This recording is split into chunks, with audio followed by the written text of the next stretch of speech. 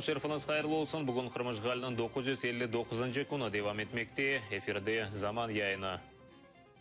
Tunevin yakalanған 5 Kırım Tatarını bugün mahkeme hapsке alabili. Bu haqta Qurultay Salaf комиссиясынан yol başçısı Zairis Medliyev bildirdi.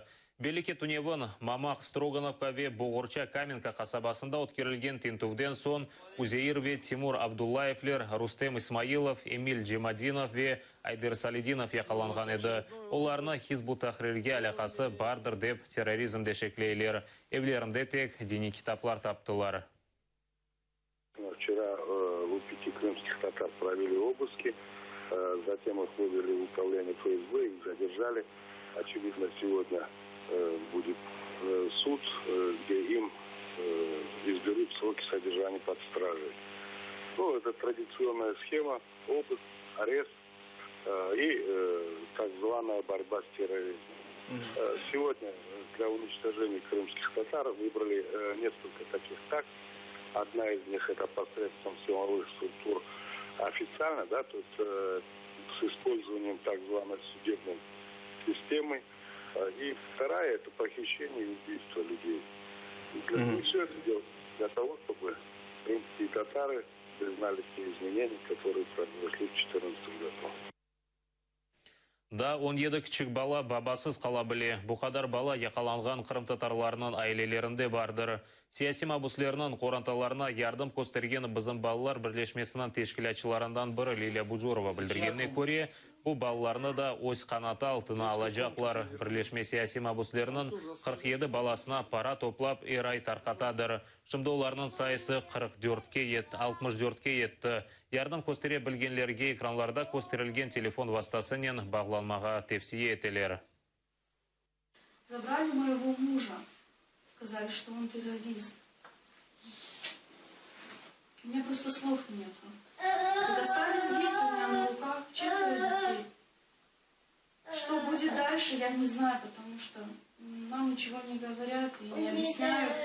Просто мотивируют это тем, что вот вы обвиняетесь в терроризме и все. Забрали наши семейные сбережения, забрали планшеты наши.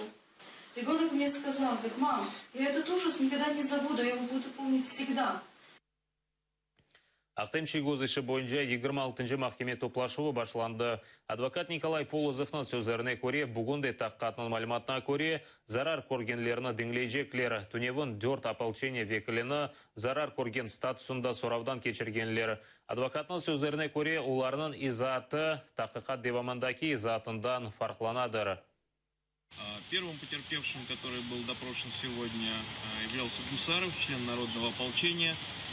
Ахтема Чайгоза не видел, пострадал в результате давки, за медицинской помощью он не обращался. Вторым потерпевшим, допрошенным до обеда, был Колесников, который также являлся членом народного ополчения.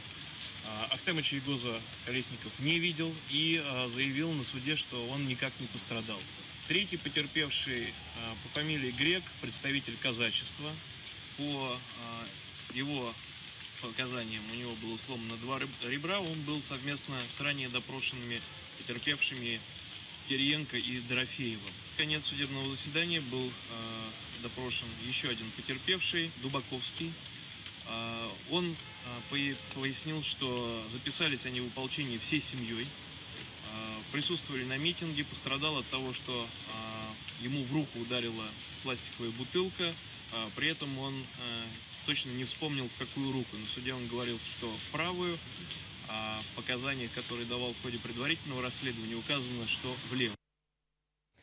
Украина шарқында кеткен женгтні Русия тежавузы яне агрессиясы оларақ таныдылар. Бөле резолюцияны Европа бірлігінің парламент ассамблеясы қабыл етті.